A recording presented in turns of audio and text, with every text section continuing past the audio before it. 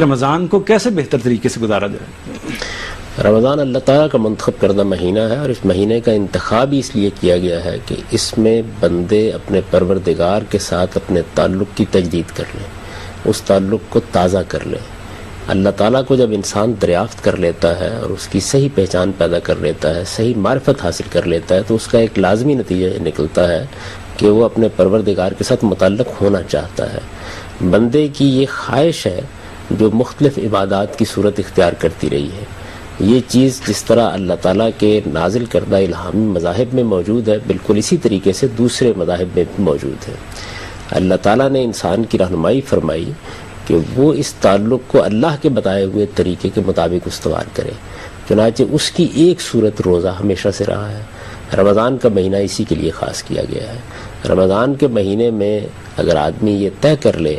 کہ مجھے اپنے آپ کو بیدار کرنا ہے، مجھ پر اگر کوئی غفلت اس سے پہلے طاری رہی ہے تو مجھے اس غفلت کو دور کرنا ہے، اور مجھے یہ کوشش کرنی ہے کہ میں اپنے پروردگار کے ساتھ اپنے تعلق کو اس طرح بہتر بنا لوں کہ وہ میری باقی زندگی پر بھی اثر انداز ہونا شروع ہو جائے، تو پھر رمضان کا مہینہ اس کے لیے ایک 720 گھنٹے کی کم و بیش تربیت کا بن جاتا ہے، شب و روز کی تربیت کا بن جاتا ہے۔ جس طریقے سے انسان کو اس کی ضرورت ہوتی ہے کہ وہ اپنے آپ کو ریفریش کرتا رہے، بالکل اسی طریقے سے رمضان المبارک کا مہینہ بھی اس کے لیے اس اہتمام کا ایک موقع پیدا کر دیتا ہے۔ ہر سال یہ مہینہ آتا ہے،